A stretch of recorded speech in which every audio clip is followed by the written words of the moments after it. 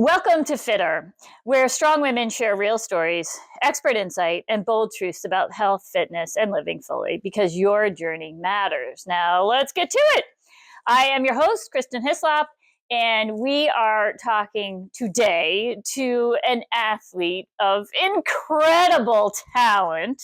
She will not always admit to it, but there's a thing called age grading, and we have it in the Run for Women. And it basically takes you at your current age back to when you were 2021, and it puts everybody on a level playing field. And so there's different percentages. And when you get over 90%, you are world class. And I always thought Beth was world class without being noted but age graded. But she is literally a world class athlete, which means that she can compete on the level of our elite field, because many of them, and not even all of them, are at 90+% age graded. But today we're welcoming Beth Stalker, who I'm a huge fan of hers.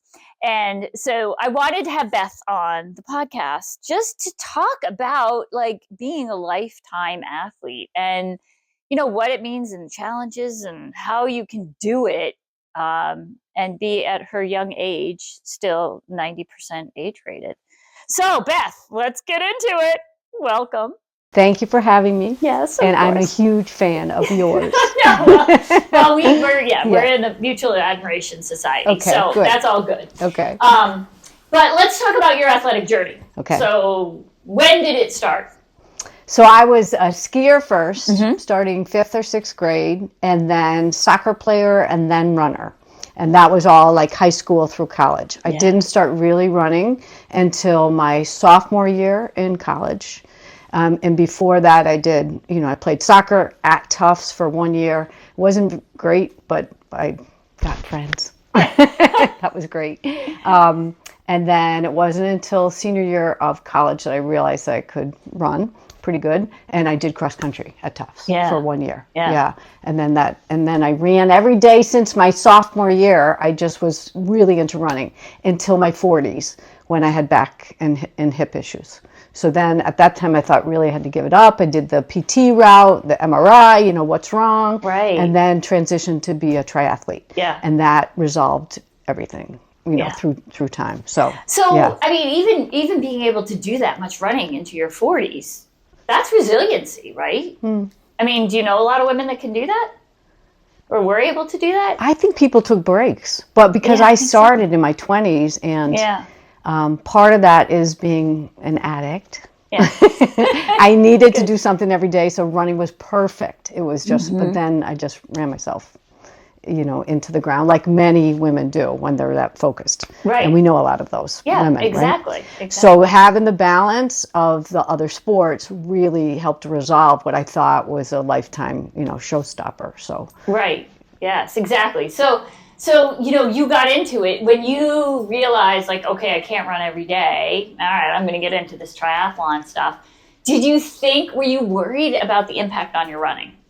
Absolutely. Yeah. Absolutely. Yeah, it was like, okay, my running journey is over. I'll go do something else. I always kind of wanted to. I had a friend that was early into triathlon. I said, oh, that's really, I was really intrigued by that. But so I said I can at least make it through with the running, but the other sports really helped the strength of my body, and then all the help and mentors that you find from physical therapy to just friends that know what to do. So, right, yeah, it makes a huge difference. Yeah. I think that's one thing that I think so many people worry about, and I mean, Alex went through that when he had a fracture in his foot. And he couldn't run. And he was like, well, that's it. My running career is over now. I can't run anymore. And then, he ended up doing PT and biking and had PRs after that. So I think it's a hard thing for people to realize. Yes. When did you start getting into strength training? A little bit. Probably in my 40s. It kind of increased a little bit in my 50s, and then I really did more in my early 60s. So I try to do strength training 2 times. It'd be great if I could do it 3 times a week. Yep. I spend too much time when I'm doing it, but in the gym, because when I'm there, I'm there. But I think I always thought, like in my 40s and 50s, I said, well, I'll always have that to, do later on when I have more time. Right. And that's really how it worked out. And then we all know post-menopausal, the more strength training that you can do, the the better you're going to be, stronger. Exactly. Yeah. Yeah. Well, so you say that like we all know it, right? But I think still a lot of people don't know that and they don't know the importance. So how have you gone about educating yourself over the years? Because like what we know about fitness, what we know about women's health has changed so much. So where do you get your information and how do you educate yourself? I'm a big podcaster, so I listen to lots of people, and then and from my friends, my mentors that have taken me through this journey. You just learn so much. Yeah. So you find the right book, you find the right information, and then that you balance that with other people that say, oh, I don't know about that, but then I try the things that work. So, and then I have a guy. I go, can I say his name? Yes. Okay, so I go to Dr. Beth, who is ART chiropractor. Yeah. And I definitely have had physical therapists that have helped me a tremendous amount through the years. But now I used to do massage for 20 years, every other week. But right now, because we're a little farther away, we go to Dr. Beth every other week, and I couldn't do it without him. So he finds things that are happening.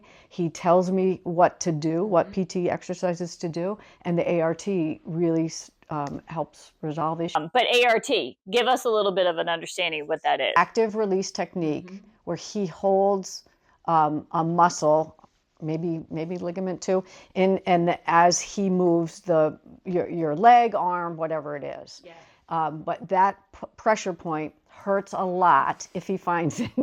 And we're used to tears coming down or breathing heavily, like Lamaze breathing, but it really resolves issues. But I do think now, like, people understand a little bit more about myofascial release, and that's ART is along those lines. And so it's extremely effective. It is. Yep. Let's go back, because I always think it's fun. And now the Run for Women is going to come up on 50th anniversary, right? This in 2026, it's the 48th. And so the 50th. Running, when you were running in college, like, what did you wear? What was your gear like? Definitely shorts. We never had those short shorts. Yeah, I know. Right? And I was only 1 year, so it was just, it was great to have a uniform, to look like everybody else, and a singlet. I think it was pretty simple. But I do remember shoes. Yes, there were no women's shoes. Yes, and I got to talk about when I was running then, my brother happened to see me, and he's like, you don't have the right, the bra thing is not okay. Oh, yeah. And I think back, and we at that time. Well, there wasn't. The jog bra hadn't been invented yet. And it wasn't even part of our uniform. Right. So it was my brother that had to tell me. Oh, that's such a good brother. Isn't that amazing? Yeah. I'll have to tell him that. You really should. But I remember even in high school, because I only ran track because I wanted a school letter. And I had boys' shorts, boys' socks, like the tube socks. Oh, yeah. Right? And there was nothing that was like designed for a woman at that time. And it's fun looking back at the race pictures, because the race pictures were like, I mean, the singlets kind of fit the women. So I think they must have had more of a woman's cut for the elite runners at the time. It was just a small man. But I think, it's so funny to see how things have changed over time. I'll have to think about this. Yeah.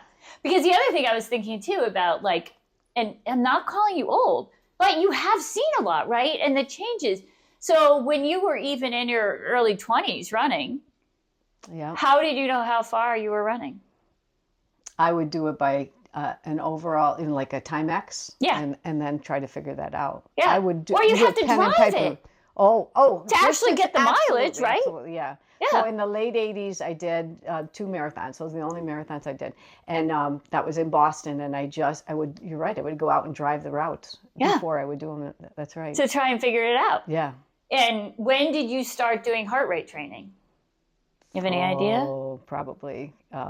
It was definitely in my 40s, maybe late 40s with the tri stuff. So different coaches would start on that kind of stuff. Right. Yeah. So, and I always thought it was interesting too. So now, I mean, you've got the technology on your watch.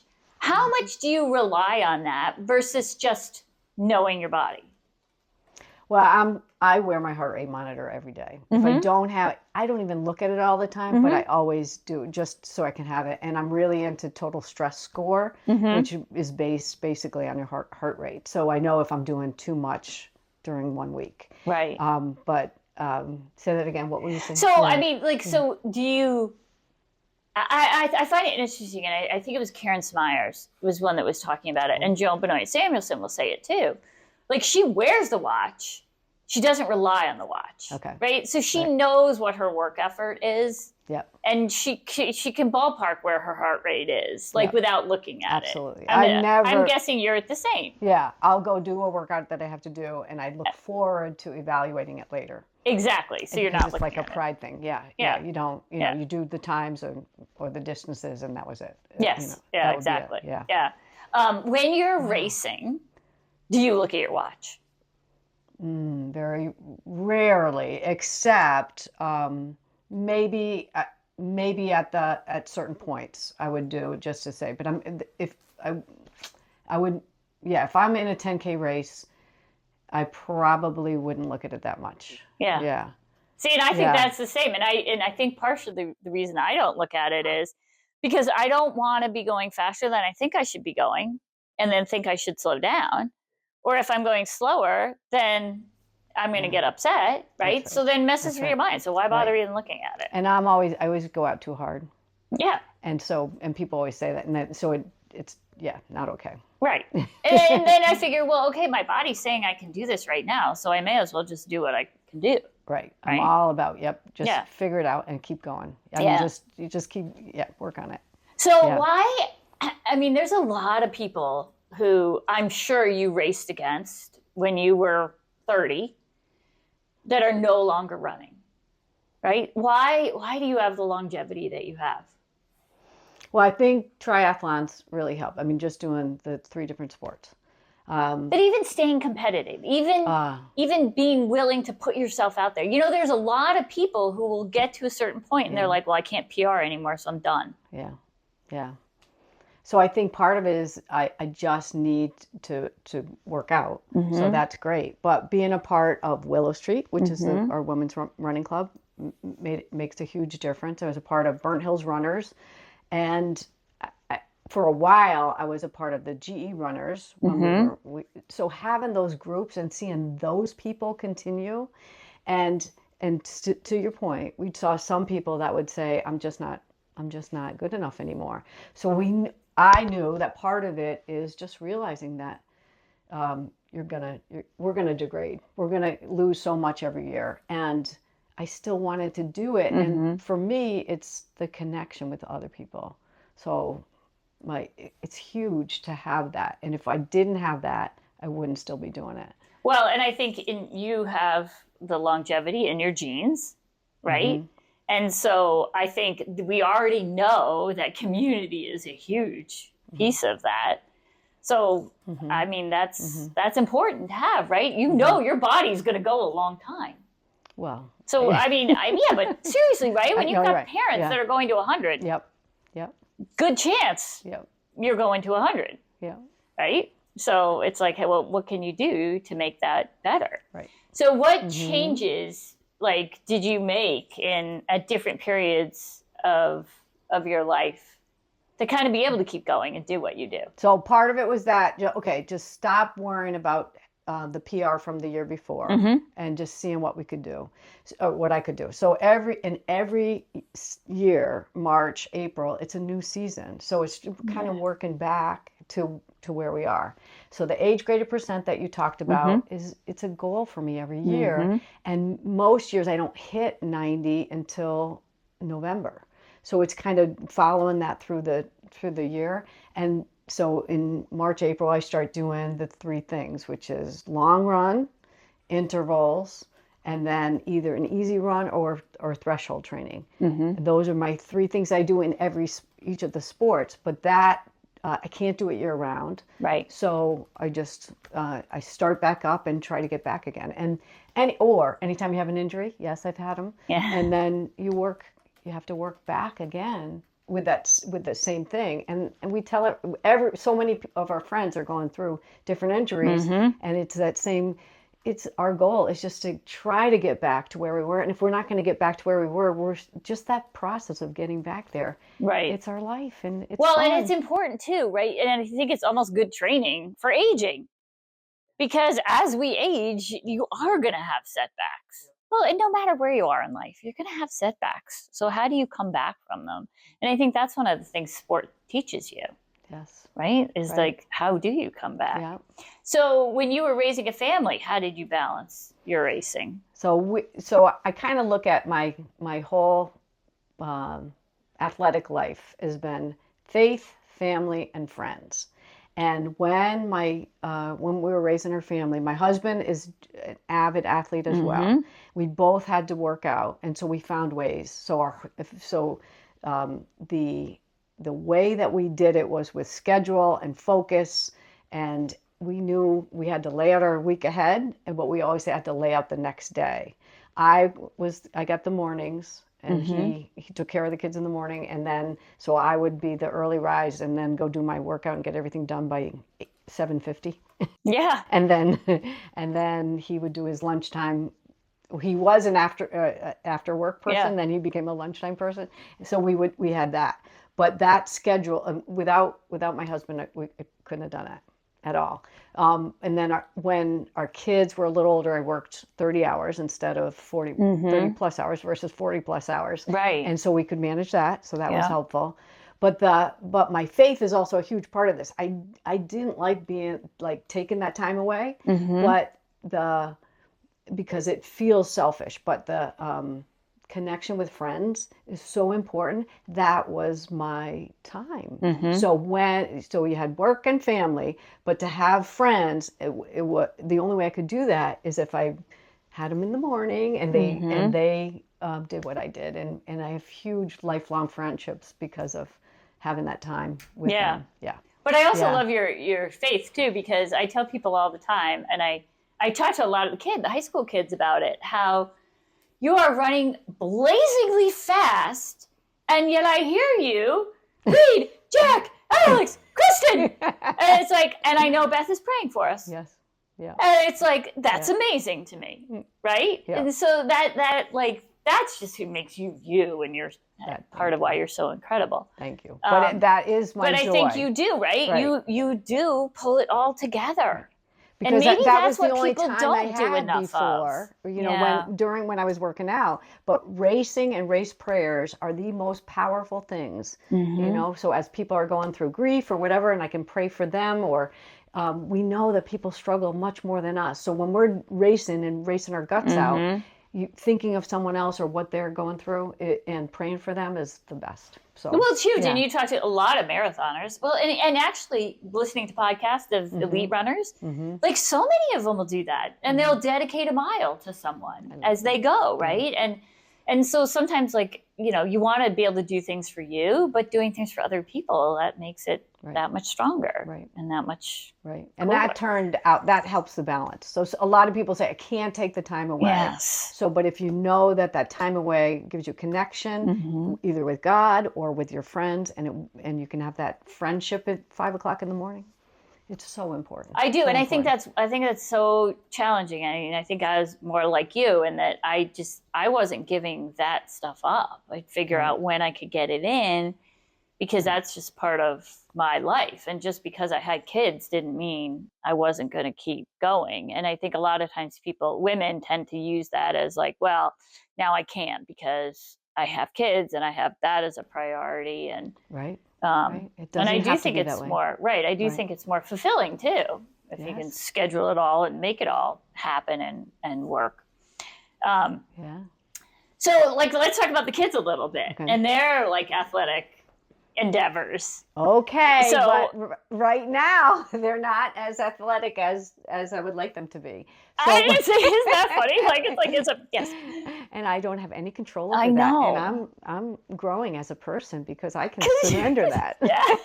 Good. But they both ran. But So my son ran all 6 years. My daughter ran 4 years, and she went to nationals a couple of years. Yeah. And then she decided she didn't want to do that. She wanted to go and do something else. So she played field hockey and was in the play. And then she came back to running the next year. Yeah. But she taught us that. Yeah. She taught us that. Yeah. So they skied and ran. And, Yeah. and we were always very active as a family. And but I think I would wonder, like, a little bit, like, okay, it's okay to take a little bit of time, right? Because that's good for your body. And having a boy who runs, like, you gotta want that, like, let's give that heart muscle a little chance to take some time off. So you don't end up with an enlarged heart at 60 or 65. But I kind of wonder that with my boys too, right? Is like, okay, they're both still running. Okay. But, are they going to take a break, or will it change? Like, hopefully Jack's doing another triathlon this summer. He'll get hooked on that. Alex, they did their fun half Ironman this summer. And Sacandaga, they made up their own.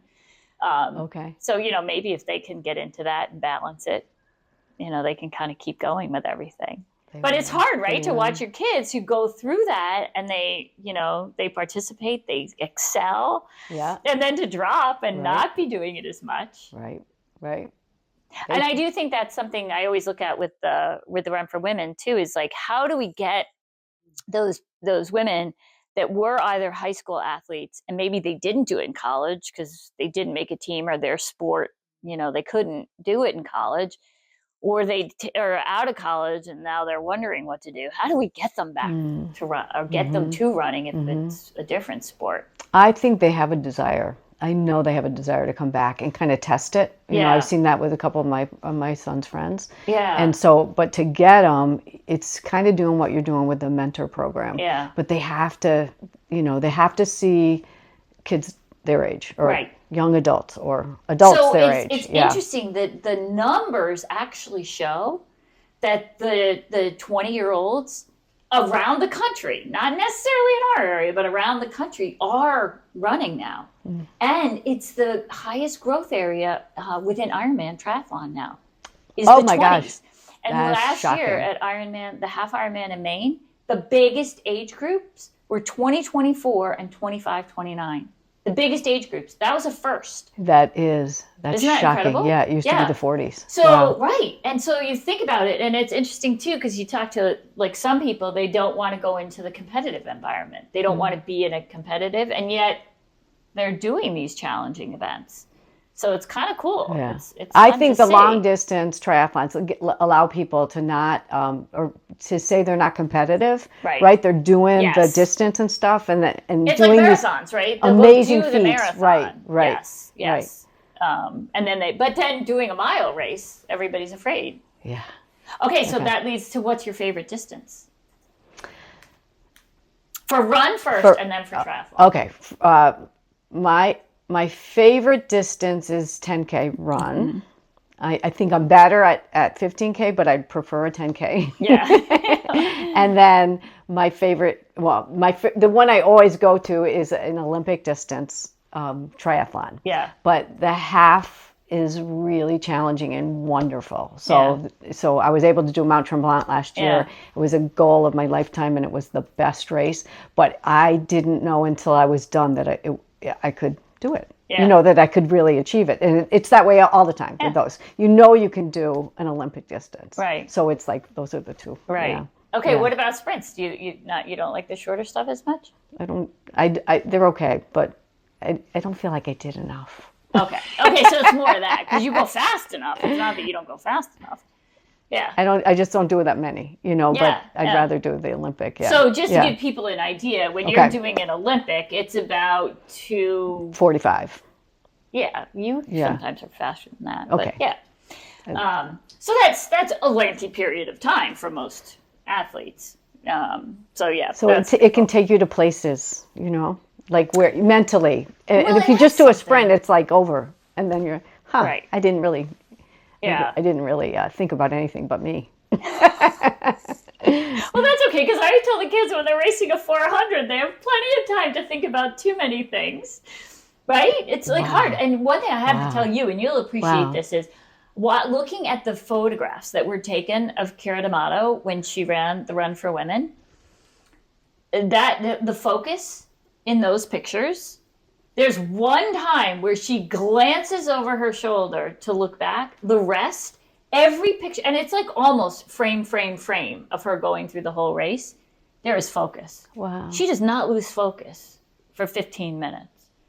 Like, that's impressive, right? As someone who knows, like, what it's like and how many different thoughts can come into your head and where you go during an event. That's beautiful. Isn't that impressive? Yeah. That's a true athlete. Yeah. Well, you're a true athlete too. But, I mean, yeah, it's very, very, like, I just looked at that. And then I started looking at other athletes, and we have a lot of pictures of the front runners. And, most are looking around, that, like, you can tell there's some level of distraction of, like, something happening around them or nothing there. I was like, wow, that's impressive. That's a good one. Yeah. What's on the horizon now for you? Like, what's this year's goals? Coming up, it'll be all Olympic distance. Okay. So my husband and I do a 70.3 every other year. Okay. And last year was great for me, not so good for him. And so we were thinking about doing another 70.3, but we chose not to. So it just makes life easy to do Olympic distance. So we'll do 4 or something like that. Yeah. The year. Yeah. Well, and it's a manageable distance because you can train for it, but then you're not having to really recover off of it. And you don't have to think about it for 4 months straight. Right. Exactly. And then it's all the running races. So local, USATF races and the Grand Prix. That's the goal. For everyone that we can do. Yeah. How has it changed, like, your workout schedule, your life schedule after retiring? Well, I don't even start working out at the time that I used to end. So I used to be done before 8 o'clock. Yeah. And now that time. So part of my, I have to do functional movement before I do anything aerobic and then after. So the time it takes me to do something has elongated. Mm-hmm.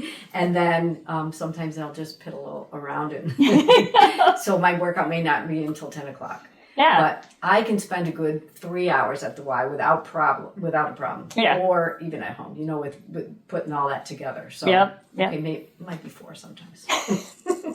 But I have that freedom to do that. But you have the freedom and the time. Yeah. Yes. Yeah, and then there's people you have to talk to along the way. Well, exactly. How has, like, your weekly schedule of training changed as you've aged?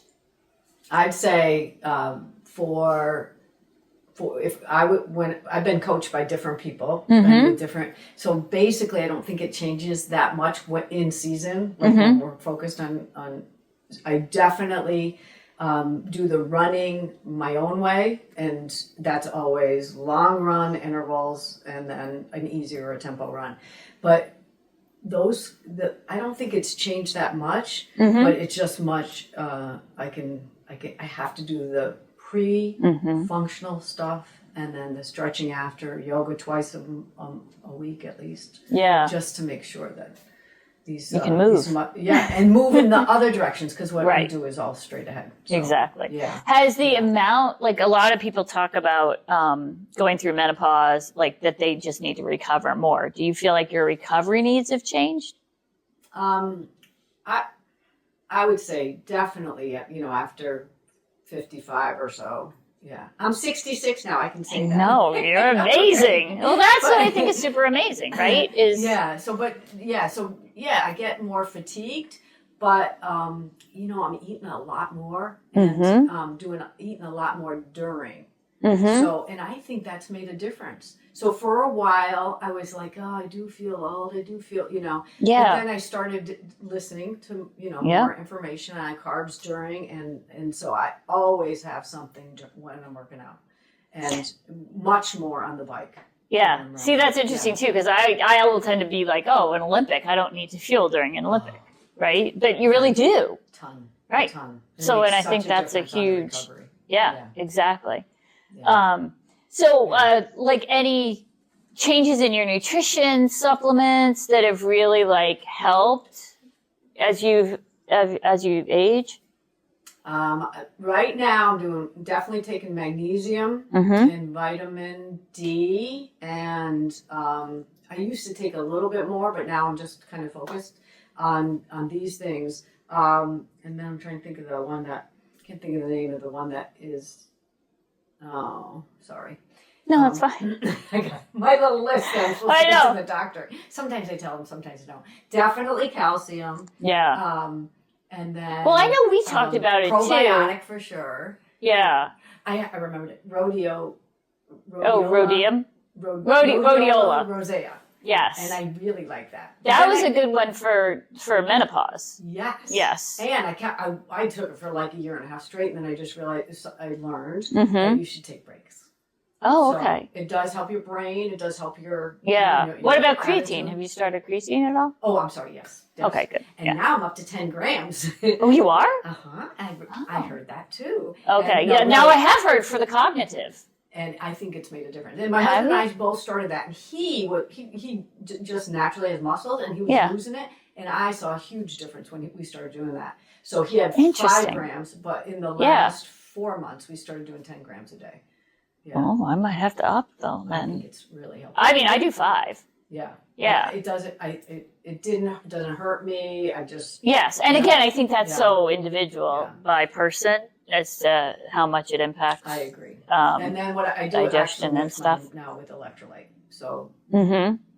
So I went to Tricia Di Lorenzo, nutritionist, and she was talking about electrolytes for sure for endurance. And I wasn't doing that every day, and now I am. And Dr. Bath would say that too. Yes. You have to have the right one. So, right, exactly. And it's so different. Like, I mean, I look at, some of the products, like a liquid IV. My boys love that. That sodium will stop me cold in a race because I can't digest it. So it pulls water from every cell in my body to my stomach. But like Noon is great for me. You can hydrate is great for me. Is liquid IV only sodium? No, but it's just very high in sodium. Oh, okay. So compared to other things. Okay. Yeah. That's good to know. So I know it's like you don't know. Like you really have to read all the packages and everything to know. It's crazy. Yeah. So we did talk about all the balancing and timing over your life. And you already kind of commented on this, but I do think, community is huge for you. And so for people that don't have a community, you found people when you were working to run with, like, what's advice on finding your community? So I really found a key community at the Clifton Park Y because it was a 5 o'clock thing and it wasn't every day, but I swam with 2 women for 15 years every Tuesday and Thursday. Yeah. And that made a huge difference. I learned how to swim again, and I learned how to swim fast, and that was wonderful. But through that, there was other triathletes, and then so it grew from there. And then I could run from there, and depending on where I worked, I would either go there or go to another place and have other runners to meet. So the key thing is, if you have to do it in the morning, it's best to do it with someone else. Because you can't blow them off. Well, exactly. That's the whole thing. You don't want to leave somebody and be like, I just didn't want to go, so I left you at 5 a.m. by yourself. You just can't. Yeah. And I have a need. I have a need to be with people. So my husband, as I mentioned, works out, but he doesn't talk. Yeah. So I need to be with people who are willing to talk. Right. And it makes the time go so fast, and it's just... It is kind of unique that you and Mike both, like, you do the same sports, you both do them well. Like, that's really nice. It really because is. then you go into retirement, and at least you do have, even if he doesn't talk, at least he's there doing it on a bike ride with you, right? So, right. I mean, and that's really nice. Yeah, and he's obviously stronger, so he'll do any workout that I have to do. Yes. If he's not on his own plan, so that really helps. Yeah. So, yeah, during really strong workouts, you don't need someone that talks, but it makes it, I'd rather work out with you chit-chatting or someone. Yes, exactly. I totally agree. Yes, and you always get me to do more hill reps than I would ever do on my own. So, I mean, I think that kind of thing is important too, right? Is to find those people. I think that's one of the benefits with our training challenge program is that, like, it at least gives people, you have people to go run with, and they will talk while you're running. And it's a great place to learn too. Because I think, as you said, like, you kind of alluded to it, that it's a great way to learn things too, is from your running buddies. Right. Or your training buddies. Or they'll tell you about the podcast, or they'll teach you something right there. Yeah. We can't do it without them. without True. our buds. Yeah. Absolutely. Yeah. Absolutely. Okay. So we always finish up with, like, I call it the final kick. And it's just a couple of fun questions. So what is your favorite post-run snack? I know. Well, I've been making these, I call them 1981 balls. They're just little peanut butter balls. So they're peanut butter with oatmeal, not oatmeal, but oats. Yeah. And I'm gluten-free. But they're, my brother's ski group had them. It's a group that that they all joined at a very, very expensive. But, Yes. So when we go to his place, Yes. you can go and have ski, then you have ski breakfast, then you have go ski, and then you come to ski lunch. But they have these 1981 balls, so I make those. But it's all good stuff. Yeah. With honey. Yeah. And I don't eat sugar. I don't eat baked goods, but I do. But you do that. But I do honey. Yeah. And I know it's sugar, but yeah. Well, so it's good. We need sugar. You can't And have then no sugar. because of you, I always take my Vital Protein Okay. after. And I wouldn't Yep. say that's my favorite. It's just get it down. So Yeah. I have my protein as soon as possible. Yeah. But my 1981 balls, yes, those are my Okay, that favorite- sounds good. favorite. Well, and peanut butter is a great theme. Peanut butter and Yeah. chocolate's been a good theme Yeah, there's of the chocolate post. too, sorry. Okay, good. And No, we raisins like that even and more. seeds. Oh, see? Everything, yeah. Yes. All right, that sounds perfect. Favorite way to recover? I think the best is like a hot tub, but I don't always have that. So after swimming, hot sauna, I like that. But other than that, it's just if I don't have either of those things, it's stretching, yoga, and I can change from being tight all over in 20 minutes to being A-okay, and I have to do something like that. Now, that's awesome. Yeah. You're so good. I just do it I don't go somewhere. I just, I do it on my. Yeah. But you're very disciplined too, which is, you do it, and you do what you're supposed to do, which is very good. You know what? If I don't do that after, Yeah. sometimes I have restless legs at night, Oh. and I know that I didn't do it, that's- so I kind of have to make myself do it early because to do it later, I just may have won't to work. do it at 2 a.m. and it's just like Right, then you really don't want to do that. yeah. Okay, and then your favorite workout or your favorite place to work out? All I can think of is the hill that we did those intervals on. It's so good. And when I have to go there by myself, I'm like, where's Beth? I need her. But I think doing hill intervals, whether it's there or elsewhere, is just so good. It's not as fast, Right. but we get so much stronger by doing that. Yes. And to do it alone is very hard. But when we could do something like that together, it was like night and day. Yes. Yeah. So And say, it's speed and strength work in disguise. Right. So you have to work on your form. Yeah. Right. So so it's good all the way around. Coming down I like that one too. and then you can do it again. Exactly. Exactly. Or then you're doing it with Beth, who says, "Okay, now we're going down hard." and right back into the up hard. I tell the kids that all the time, and they're like, "That's mean." I'm like, "Oh no, but she just does it, so we all have to do it." So, well, it has been a pleasure having you, and we could talk about a lot of other things. As London decides to have a bite of Rose. That's it, girl. But you are such an inspiration. And so people will see you at the Run for Women this year because you're always there and vying for that age-graded spot, which is more challenging now because it is open to all ages. I know. And when we have these girls, so Molly Bourne was our winner last year, set the course record, then went on in her first marathon to win the California International Marathon. So we have very high caliber runners that you're running against. So, you got to share the podium with people. For her. That's incredible. Yeah. Really. Yeah. But, they also think you're incredible. So it's kind of fun. Thank you so much for coming. What you do next matters most. Let's all get out there and be fitter.